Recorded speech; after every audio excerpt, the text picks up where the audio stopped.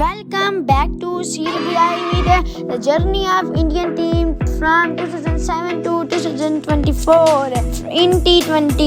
This is shout out to National Biography Channel. इस video में हम देखेंगे कि कैसे कमजोर माने जाने वाली इंडियन टीम ने 2007 में इनॉग्रल टी20 वर्ल्ड कप को जीता और खुद को चैंपियंस बनाया। लेकिन फिर कैसे इसके बाद के कुछ टी20 वर्ल्ड कप्स में इंडियन टीम की परफॉर्मेंस काफी स्लो पड़ गई। फिर कैसे विराट कोहली की टीम में एंट्री हुई और विराट कोहली ने आते ही टी20 वर्ल्ड कप पर मानो राज करना शुरू कर दिया, जहां वो हर एडिशन को डोमिनेट करने लगे। और फिर कैसे हम प्रेजेंट एरा में आ चुके हैं, जहां कई फेल्ड अटेम्प्ट्स के बाद इंडिया ने फाइनली 2024 का टी20 वर्ल्ड कप जीत लिया है। इस वीडियो में हम 2007 से लेकर अभी तक के हर टी20 वर्ल्ड कप में इंडियन टीम की जर्नी के बारे में जानेंगे और ये स्टोरी बहुत इंटरेस्टिंग है। तो ये शुरू करते हैं।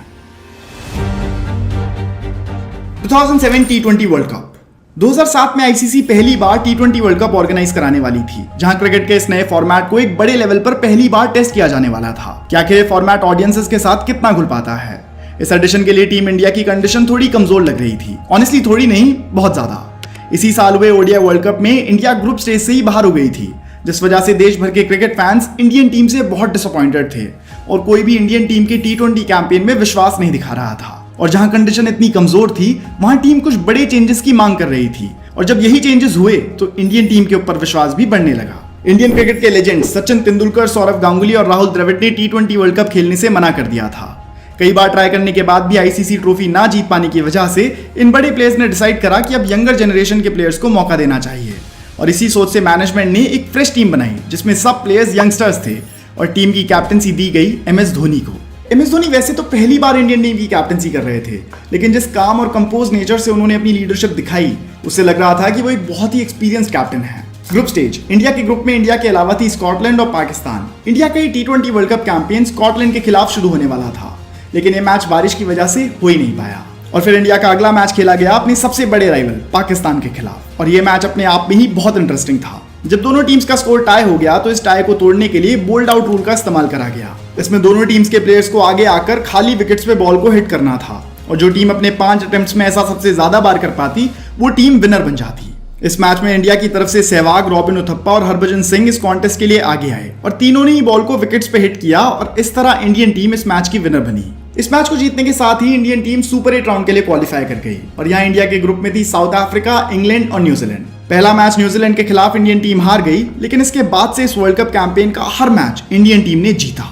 अगले ही मैच में इंग्लैंड के खिलाफ युवराज सिंह ने लगातार 6 सिक्सेस का रिकॉर्ड बनाया और इंडिया ने यह मैच 18 रन से जीता। इसी मैच में युवराज सिंह ने आज तक के इंटरनेशनल टी20 क्रिकेट की फास्टेस्ट हाफ सेंचुरी भी बनाई और इसी मैच में बॉलर जोगिंदर शर्मा को प्लेइंग 11 में भी लाया गया। जोगिंदर शर्मा की स्टोरी भी अपने आप में ही बहुत इंटरेस्टिंग है और इनकी कहानी मैं आपको वीडियो में आगे बताऊंगा। इसका अगला मैच इंडिया के लिए सुपर 8 राउंड का आखिरी मैच था और ये मैच बड़ा ही क्रूशियल था। यहाँ इंडिया और साउथ अफ्रीका भिड़ने वाली थी और इस मैच में न केवल इंडिया को जीतना था बल्कि एक अच्छे नेट रन रेट से जीतना था और सिर्फ तभी वो सेमीफाइनल्स के लिए क्वालिफाई कर सकते थे। मैच शुरू होता है और इंडिया पहले बैटिंग करते हुए 153 रन का स्कोर बनाती है। अब अगर इंडिया को सेमीफाइनल्स में क्वालिफाई करना था तो इंडियन बॉलर्स को साउथ अफ्रीका के स्कोर को 126 रन से पहले रोकना था। अब अगर साउथ अफ्रीका 126 रन से ज्यादा बना लेती, फिर चाहे वो मैच ही क्यों ना हार जाते, लेकिन तब भी वो सेमीफाइनल्स के लिए क्वालिफाई कर जाते। यानी अब सेमीफाइनल में जाने के लिए इंडियन कैप्टन एमएस धोनी सहित इंडियन बॉलर्स को 126 रन का स्कोर डिफेंड करना था। खैर, इस मैच में ऐसा करना ज्यादा मुश्किल साबित नहीं हुआ, थैंक्स टू आरपी सिंह, जिन्होंने इस मैच में 4 विकेट्स ली थी और साउथ अफ्रीका के स्कोर को 116 रन पर ही रोक दिया था। इंडिया ने मैच 37 रन से जीता और सेमीफाइनल्स के लिए क्वालिफाई कर गई। अब बारी थी सेमीफाइनल्स की, जो खेला जा रहा था माइटी ऑस्ट्रेलिया के खिलाफ, जो पिछले एक डिकेड में मल्टीपल आईसीसी ट्रॉफीज जीत चुकी थी। इस मैच में युवराज सिंह ने 30 बॉल्स पर 70 रन जड़े और इस तरह इंडिया ने ऑस्ट्रेलिया को 189 रन का टारगेट दिया। ऑस्ट्रेलिया बैटिंग करने आई तो एमएसडी की फील्ड प्लेसमेंट और पेस बॉलर्स के जाल में फंसकर समय समय पर अपनी विकेट गंवाती रही। हाँ, मैथ्यू एडन के 62 और एंड्रयू साइमंस के 43 जरूर एक वक्त पर इंडियन टीम की चिंता बन रहे थे, लेकिन फिर जब इनकी भी विकेट गिरी तो ऑस्ट्रेलिया को मैच में वापसी करने का मौका ही नहीं मिला। इस विक्ट्री के साथ ही इंडियन टीम अब फाइनल्स में पहुंच चुकी थी और जो दूसरी टीम फाइनल्स में आई वो थी पाकिस्तान, जो एक बार ग्रुप स्टेज में इंडियन टीम से हारने के बाद अपना हर मैच जीती थी और तब फाइनल्स में पहुंची थी। इंडिया वर्सेस पाकिस्तान, वो भी एक वर्ल्ड कप फाइनल। ये मैच बड़ा ही रोमांचक रहने वाला था और एज एक्सपेक्टेड ये भी एक लास्ट मोमेंट थ्रिलर में तब्दील हो गया। इंडिया पहले बैटिंग करने आई और इंडियन बैटिंग लाइनअप में एक प्लेयर को छोड़कर कोई भी प्लेयर क्रीज पर ज्यादा देर तक नहीं टिक पा रहा था। विकेट पे विकेट गिरे जा रही थी और सिर्फ एक प्लेयर क्रीज पर जटिल तरीके से अड़ा हुआ था। ये प्लेयर थे गौतम गंभीर, जिन्होंने इस मैच में सबसे ज्यादा कंट्रीब्यूशन करा और 75 रन की एक शानदार पारी खेली। उनके बाद रोहित शर्मा ने भी अनबीटन 30 रन बनाए और इस तरह इंडियन टीम का स्कोर पहुंचा 157 रन तक। अब इंडिया को ये स्कोर डिफेंड करना था। शुरुआत में पाकिस्तान की बैटिंग काफी स्लो रहती है, जहां 15 ओवर्स में पाकिस्तान का स्कोर 100 रन के आसपास पहुंच पाता है और अब मैच इंडिया के पाले में लग रहा था। लेकिन फिर पाकिस्तानी बैट्समैन मिसबाह-उल हक हरभजन सिंह के ओवर में 3 सिक्सेस लगा देते हैं और अब मैच वापस इंडिया की ग्रिप से छूटने लगा था। मैच लास्ट ओवर तक आता है और सिचुएशन ऐसी रहती है कि अब पाकिस्तान को जीतने के लिए 13 रन चाहिए थे। लेकिन पाकिस्तान का एक बड़ा नेगेटिव पॉइंट ये था कि अब तक उनकी 9 विकेट्स गिर चुकी थी और अब क्रीज पर थे मिसबाह-उल हक। अब यहाँ दुविधा आई इंडियन कैप्टन MS धोनी के ऊपर कि भला ये आखिरी इंपॉर्टेंट ओवर किससे कराया जाए। इंडिया के जो मेन पेस बॉलर्स थे श्रीशांत, RP सिंह और इरफान पठान, उन सभी के 4-4 ओवर्स पूरे हो चुके थे और अब सिर्फ ऐसे 2 बॉलर्स थे जिनका 1-1 ओवर बचा था, हरभजन सिंह और जोगिंदर शर्मा। अब क्योंकि हरभजन सिंह एक स्पिनर थे तो उनसे आखिरी ओवर तो नहीं कराया जा सकता था, तो सिर्फ बचे जोगिंदर शर्मा। लेकिन जोगिंदर शर्मा के साथ प्रॉब्लम ये हो सकती थी कि वो एक बड़े ही मीडियोकर बॉलर साबित हो रहे थे, जिनके सामने बैट्समैन भी खुलकर खेलते थे। ऐसी टफ सिचुएशन में कैप्टन MS धोनी ने अपने बॉलर जोगिंदर शर्मा पर भरोसा दिखाया और उन्हें आखिरी ओवर के लिए बॉल थमाई। जोगिंदर शर्मा ने इस मिशन को अपने हाथों में लिया। दूसरी बॉल पर 6 आया, लेकिन तीसरी बॉल पर एक बड़ा शॉट खेलने के चक्कर में मिसबाह-उल हक श्रीशांत को अपना कैच थमा बैठे और कुछ इस तरह पाकिस्तान ऑल आउट हुई और इंडिया ने इनॉग्रल T20 वर्ल्ड कप की ट्रॉफी को जीत लिया और बन गई T20 world cup champions. MS Dhoni ने अपने डेब्यू कैप्टनसी बाउट में ही एक वर्ल्ड कप ट्रॉफी जीत ली थी और यहीं से इंडिया का 2007 T20 world cup campaign successfully finish हुआ। इस एडिशन में इंडिया के लिए लीडिंग रन गेटर थे गौतम गंभीर, जिन्होंने 7 मैचेस में 227 रन बनाए और उनके बाद थे 154 रन के साथ MS धोनी और 148 रन के साथ युवराज सिंह। साथ ही टीम के लिए लीडिंग विकेट टेकर थे RP सिंह, जिन्होंने टोटल 12 विकेट्स ली। वैसे आपको कॉन्टेक्स्ट के लिए बता दूं कि ये world cup final Joginder Sharma का आखिरी इंटरनेशनल क्रिकेट मैच था और इसके बाद से ही इंडियन मैनेजमेंट ने उन्हें कभी भी इंडियन टीम के लिए कंसिडर नहीं करा। 2009 T20 वर्ल्ड कप। 2009 का T20 world cup England host कर रही थी और इस वर्ल्ड कप का फॉर्मेट भी लास्ट वर्ल्ड कप के जैसा ही था। इस वर्ल्ड कप में इंडिया बतौर डिफेंडिंग चैंपियंस आ रही थी। इंडिया के ग्रुप में इंडिया के अलावा बांग्लादेश और आइलैंड जैसी टीम्स थी, इसलिए ऐसा लग रहा था कि इंडिया उन दोनों को हराकर सुपर 8 में क्वालिफाई कर जाएगी और बिल्कुल वैसा ही होता है, जहां पर इंडिया बांग्लादेश को 25 रन से और आइलैंड को 8 विकेट से हराकर सुपर 8 के लिए आराम से क्वालिफाई कर जाती है। इन मैचेस में इंडिया के लिए स्टार परफॉर्मर्स रहते हैं गौतम गंभीर और रोहित शर्मा, बट सुपर 8 में आते ही चीजें बिल्कुल अलग हो जाती हैं। जहां ग्रुप स्टेज में इंडिया एक्सेप्शनल परफॉर्म कर रही थी, वहीं सुपर 8 स्टेज में इंडिया एक भी मैच नहीं जीत पाती। हाँ सही सुना, एक भी नहीं। इंडिया के ग्रुप में इंग्लैंड, वेस्ट इंडीज और साउथ अफ्रीका जैसी टीम्स थी, तो ये सुपर 8 राउंड उनके लिए बहुत टफ था। इंडिया का पहला मैच वेस्ट इंडीज के खिलाफ होता है, जो कि एक हद तक सही भी जा रहा था। इंडिया पहले बैटिंग करते हुए 153 रन का एक फाइटिंग टोटल खड़ा करती है, लेकिन फिर वेस्ट इंडीज के ड्वेन ब्रावो एक परफेक्ट ऑलराउंडर परफॉर्मेंस दिखाते हैं और इंडिया की पकड़ से मैच छीन लेते हैं। पहले तो वो बॉल से 3 विकेट चटकाते हैं और फिर सिर्फ 36 बॉल्स में 66 रन की पारी खेलते हैं। फिर अगला मैच इंग्लैंड के खिलाफ एक क्लोज एनकाउंटर साबित होता है, जहां इंडिया सिर्फ 3 रन से हार जाती है।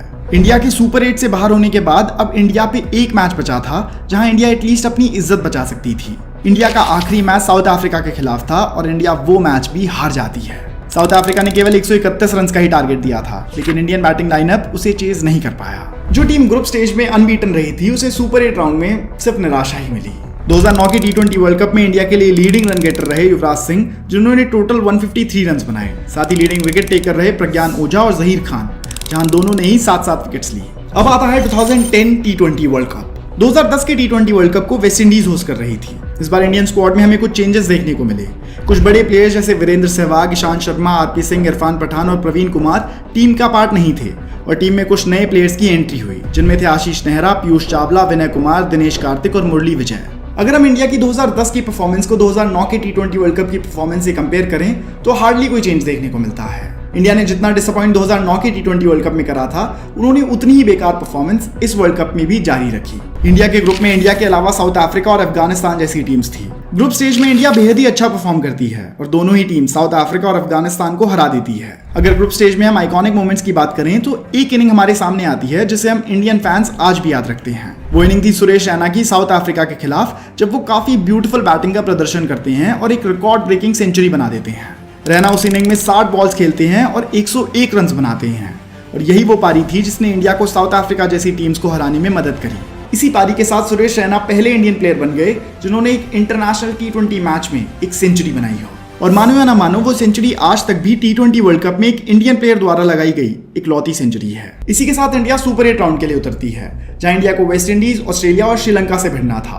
और जैसा कि हमने पहले भी डिस्कस करा, इंडिया अपने इन सारे मैचेस को हार जाती है और इसी के साथ उनका ये T20 वर्ल्ड कप कैंपेन यहीं पे खत्म होता है। इस एडिशन में सुरेश रैना इंडिया के लिए लीडिंग रन गेटर थे, जहां उन्होंने 219 रन बनाए और इस बार इंडिया के लीडिंग विकेट टेकर थे आशीष नेहरा, जिन्होंने 10 विकेट्स ली। 2012 T20 वर्ल्ड कप 2012 का T20 वर्ल्ड कप आ जाता है और ये वर्ल्ड कप श्रीलंका में हो रहा था। इस वर्ल्ड कप की बात करें तो विराट कोहली का पहला T20 वर्ल्ड कप था और इस टूर्नामेंट को एडिशन बाय एडिशन कैसे विराट कोहली ने डोमिनेट करा, इसकी हम वीडियो में आगे बात करेंगे। इस वर्ल्ड कप का फॉर्मेट भी पहले के वर्ल्ड कप्स की तरह ही था, जहां इंडिया को अपने पहले ग्रुप स्टेज में इंग्लैंड और अफगानिस्तान से भिड़ना था और हमेशा की तरह इंडिया ग्रुप स्टेज में काफी अच्छा परफॉर्म करती है, जहां पर वो अफगानिस्तान को 23 रन से हराते हैं। लेकिन इंडिया ने जिस तरीके से इंग्लैंड को हराया वो देखने लायक था।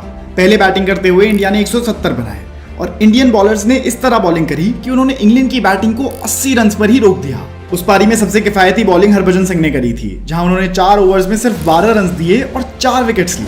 इंडिया सुपर 8 के लिए क्वालिफाई कर चुकी थी, जहां उनका मुकाबला पाकिस्तान, ऑस्ट्रेलिया और साउथ अफ्रीका से होना था। और पिछले एडिशंस के मुकाबले इस एडिशन में इंडियन टीम की परफॉर्मेंस बेहतर थी, जहां पर वो फोकस क्रिकेट खेल रहे थे और इसी वजह से उन्होंने सुपर 8 राउंड में भी कुछ मैचेस जीते। पहला मैच ऑस्ट्रेलिया से हारने के बाद इंडिया ने पाकिस्तान और साउथ अफ्रीका के खिलाफ मैचेस में जीत दर्ज करी। साउथ अफ्रीका वाला मैच इंडिया महज 1 रन से जीतती है और इसका क्रेडिट जाता है युवराज सिंह को, जिन्होंने बैट से 21 रन बनाए थे और बॉल से 2 विकेट छटकाए। बट इस पॉइंट के बाद इंडिया की किस्मत उनका साथ नहीं देती। पिछले कुछ वर्ल्ड कप्स के कंपैरिजन में भले ही इंडिया आउटस्टैंडिंग परफॉर्म करती है, लेकिन सेमीफाइनल में इस बार भी जगह नहीं बना पाती। इंडिया साउथ अफ्रीका के खिलाफ जीत जरूर गई थी, लेकिन मार्जिन बिल्कुल ही कम था, जिसकी वजह से इंडिया का नेट रन रेट कम रह गया और कम नेट रन रेट की वजह से इंडिया बाहर हो गई। लेकिन इस वर्ल्ड कप को देखने में हर इंडियन को मजा आया। एक तो इसलिए कि 2011 में जीते ओडीआई वर्ल्ड कप की खुशी थी और दूसरा इसलिए कि इंडिया ने काफी समय बाद T20 वर्ल्ड कप में इतना कॉम्पिटिटिव और एक्सीलेंट परफॉर्म करा था। इस एडिशन में टीम इंडिया की लीडिंग रन गेटर रहे विराट कोहली, जिन्होंने 185 रन बनाए और लीडिंग विकेट टेकर रहे लक्ष्मीपति बालाजी, जिन्होंने 9 विकेट्स ली। साल आता है 2014 और इस साल का T20 वर्ल्ड कप बांग्लादेश में होना था। इस वर्ल्ड कप को फैंस हमेशा स्टार्टिंग पॉइंट की तरह देखते हैं, जहां से इंडियन टीम का वो दौर शुरू हुआ जहां वो आईसीसी टूर्नामेंट्स में चोक करने लगी। लेकिन इस टूर्नामेंट की एक खास बात थी कि इंडिया ने इस टूर्नामेंट में अपनी पिछली T20 वर्ल्ड कप परफॉर्मेंस के कंपैरेटिवली बहुत अच्छा परफॉर्म करा था और इसका सबसे बड़ा रीजन थे Virat Kohli. World cup editions की बात करें तो ऐसा पहली बार होने वाला था कि इस वर्ल्ड कप में 16 टीम्स खेलने वाली थी, यानी कि ये वर्ल्ड कप बहुत ही कॉम्पिटिटिव और एक्साइटिंग होने वाला था। अगर ग्रुप स्टेज की बात करें तो इंडिया के ग्रुप में इंडिया के अलावा ऑस्ट्रेलिया, पाकिस्तान, वेस्ट इंडीज और बांग्लादेश थी। इस ग्रुप को अगर आप आज देख रहे हो तो ये काफी नॉर्मल लग रहा होगा, जिसमें वेस्ट इंडीज और बांग्लादेश जैसी टीम्स वीक लग रही हों, लेकिन उस टाइम पर T20 क्रिकेट बहुत कॉम्पिटिटिव था और वेस्ट इंडीज तो इवन डिफेंडिंग चैंपियंस थी, तो ये ग्रुप काफी टफ माना जा रहा था और ऑनेस्टली बताऊं तो वो था भी। इंडिया का पहला ही मैच उनके आर्च राइवल्स पाकिस्तान के खिलाफ था, जहां पर पिछले 3 साल में इंडिया 4 T20 सीरीज हारी थी, वहीं पाकिस्तान केवल 2। तो क्लियर फॉर्म की बात करें तो पाकिस्तान बेटर फॉर्म में नजर आ रही थी। लेकिन इंडिया के बेस्ट बैट्समैन का चलना अभी बाकी था, वही बैट्समैन जो आगे चलकर T20 वर्ल्ड कप का बेस्ट बैट्समैन बनने वाला था।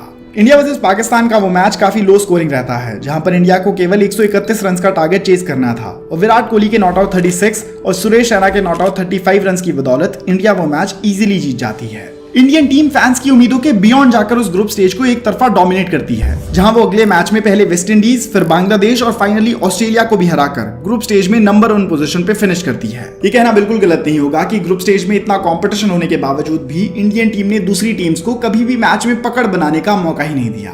क्यों? इसका प्रमुख कारण था इंडिया की बॉलिंग, स्पेशली स्पिन बॉलिंग, जहां पर एक तरफ विराट कोहली कंसिस्टेंटली रन्स बना रहे थे, वहीं बॉलिंग डिपार्टमेंट में अमित मिश्रा, रवि अश्विन और जडेजा की जोड़ी अलग ही जादू बिखेर रही थी। इंडिया के सारे मैचेस लो स्कोरिंग थे, या फिर ऐसा कहा जाए कि इंडियन स्पिन बॉलर्स ने इन्हें लो स्कोरिंग बना दिया था, जहां पर पहले इंडिया बॉलिंग करते हुए 130 के आसपास रन्स कंसीड कर रही थी। वहीं पे पहले बैटिंग करते हुए इंडिया 159 का टोटल खड़ा कर चुकी थी, वो भी ऑस्ट्रेलिया के खिलाफ। और जवाब में चेज करने आई ऑस्ट्रेलिया की इंडियन स्पिनर्स के खिलाफ एक ना चली और रवि अश्विन और अमित मिश्रा ने ऑस्ट्रेलिया की पूरी बैटिंग लाइनअप को 86 रन पर ही ऑल आउट कर दिया। अमित मिश्रा और रविचंद्रन अश्विन इंडिया के लिए बड़े मैच विनर साबित हो रहे थे। इसका अंदाजा आप इसी बात से लगा सकते हैं कि उन 4 मैचेस में 2 man of the match Amit Mishra को मिले और बाकी के 2 man of the match Ravichandran Ashwin को। इंडियन बॉलर्स द्वारा चटकाए गए अब तक के 31 विकेट्स में से 21 विकेट्स अमित मिश्रा, रवि अश्विन और जड्डू के ही थे। इंडिया सेमीफाइनल्स के लिए क्वालिफाई कर गई थी और जो कॉन्फिडेंस इंडिया का ग्रुप स्टेज में था वो अब काफी बढ़ चुका था। इंडिया का सेमीफाइनल मैच अब साउथ अफ्रीका के खिलाफ होना था। साउथ अफ्रीका टॉस जीतती है और बैटिंग करने का फैसला करती है। साउथ अफ्रीका के शुरू के ओवर्स में विकेट जरूर गिरते हैं, लेकिन कैप्टन फाफ डू प्लेसी के 58 रन और जेपी डुमनी के नॉट आउट 40 रन की बदौलत साउथ अफ्रीका 172 का टोटल खड़ा कर पाती है। ऐसा टोटल जो उस टाइम पर एक विनिंग टोटल की तरह साबित होता था। बॉलिंग में एक बार फिर से रविचंद्रन अश्विन कमाल दिखाते हैं और 3 विकेट्स अपने नाम करते हैं। जब इंडिया चेस करने आती है तो रोहित शर्मा इंडिया को एक अच्छा हेड स्टार्ट देते हैं और ओपनर अजिंक्य रहाणे भी सही साथ निभाते हैं। लेकिन जिसने सेमीफाइनल में जान डाली थी वो थे विराट कोहली। इंडिया एक वक्त पर अपने दोनों ओपनर्स को गवाकर 77 रन पर 2 विकेट्स के स्कोर पर थी और आस्किंग रन रेट करीब 10 के आसपास था। लेकिन विराट कोहली इस वक्त पर एक मैच विनिंग नॉक खेलते हैं और इंडिया 5 बॉल्स रहते ही इस मैच को जीत जाती है। विराट कोहली उस मैच में नॉट आउट 72 बनाते हैं और इसी के लिए राइटफुली उन्हें मैन ऑफ द मैच भी मिलता है। अब इंडिया और वर्ल्ड कप की ट्रॉफी के बीच केवल एक मैच का फासला था, वो फाइनल मैच जो कि इंडिया की second consecutive ICC trophy decide कर सकता था। बट प्रॉब्लम ये थी कि इस फासले के बीच एक टीम खड़ी हुई थी, श्रीलंका। जो श्रीलंकन टीम साल दर साल आईसीसी फाइनल्स में हार रही थी, वही टीम इस बार इंडियन टीम को फेस करने के लिए पूरी तरह से तैयार थी। इंडिया की पहले बैटिंग आती है और ये कहना बिल्कुल सही होगा कि श्रीलंका उस फाइनल में इंडिया के बैटिंग लाइनअप को पूरी तरह शांत कर देती है। नुआन कुलासेकरा और लसित मलिंगा की यॉर्कर्स इंडियन बैट्समैन को रन बनाने का मौका ही नहीं देती। इंडिया अपने 20 ओवर्स के एंड में केवल 130 रन बना पाती है और वो भी विराट कोहली के 77 रन की बदौलत। वरना अगर विराट कोहली आउट हो जाते तो ये टीम टोटल शायद 100 रन का आंकड़ा भी पार नहीं कर पाता। जवाब में श्रीलंका आती है और इंडिया को 6 विकेट से हरा के अपना पहला T20 वर्ल्ड कप जीतने में कामयाब होती है। श्रीलंका की इस विन को हम 2011 के ओडीआई वर्ल्ड कप के फाइनल के रिवेंज की तरह भी देख सकते हैं। इस वर्ल्ड कप एडिशन में विराट कोहली ने 319 रन बनाए थे, जो कि किसी भी T20 वर्ल्ड कप एडिशन के लिए हाईएस्ट है। उन्होंने तिलक रत्न दिलशान का इनफेमस रिकॉर्ड तोड़ा था, जहां उन्होंने 2009 के T20 वर्ल्ड कप में 317 रन बनाए थे और ऑब्वियसली इसलिए इस वर्ल्ड कप का player of the tournament award Virat Kohli को ही मिला। ये रिकॉर्ड इतना स्पेशल है कि इसे आज 10 साल बाद भी कोई प्लेयर नहीं तोड़ पाया है। इस एडिशन में इंडिया के लिए लीडिंग विकेट टेकर थे रविचंद्रन अश्विन, जिन्होंने 11 विकेट्स ली। अब इसके बाद 2016 का T20 वर्ल्ड कप आ जाता है और ये वर्ल्ड कप खुद इंडिया होस्ट कर रही थी। हम डिनाई नहीं कर सकते कि ये वर्ल्ड कप अब की जनरेशन को सबसे अच्छे तरीके से याद होगा, जहां इस वर्ल्ड कप में हमें कई आइकॉनिक मोमेंट्स विटनेस करने को मिली। इंडियन टीम की स्क्वाड पिछले बार के कंपैरिजन में थोड़े नए और यंग टैलेंट से भरी हुई थी।